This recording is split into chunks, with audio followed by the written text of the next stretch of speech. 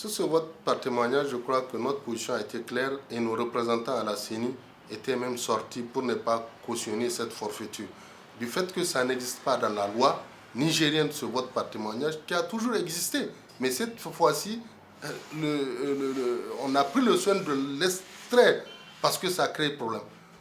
Aujourd'hui, quand vous voyez ce que, selon l'arrêté du président de la CENI, on ne dit même pas ces deux personnes peuvent témoigner pour combien de personnes. Ça veut dire que deux personnes peuvent venir du matin au soir pour témoigner pour toute une liste de personnes. Et aussi, on a les craintes que des cartes qui ne seront pas distribuées puissent être récupérées par des partis politiques pour servir à ce vote par témoignage. Donc, il y a énormément à craindre. Pour nous, il est essentiel de saisir la Cour constitutionnelle pour qu'elle puisse trancher là-dessus. Parce que, après, un candidat peut même attaquer ce vote par témoignage qui n'existe pas dans la loi, qui peut faire tomber ces élections. Donc, je crois que le Niger n'a pas à perdre de l'argent dû à l'irresponsabilité d'un certain nombre d'individus qui ont aujourd'hui glissé le vote par témoignage dans notre processus électoral. Tout est à craindre qu'on ne puisse pas vivre au lendemain du 21 la catastrophe dans notre pays. On a vu les chefs traditionnels s'inviter dans la campagne au profit d'un candidat.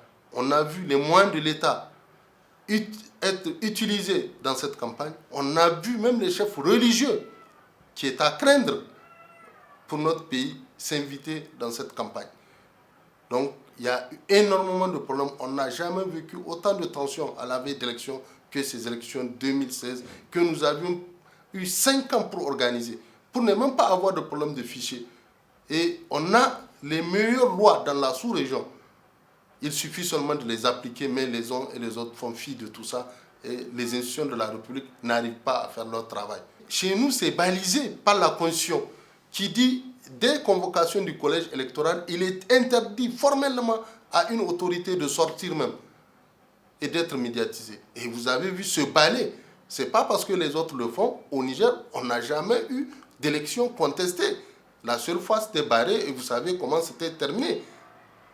Et je crois que le président Issoufou doit s'en inspirer pour que nous puissions avoir des élections libres, transparentes et honnêtes dont les résultats seront reconnus par tous.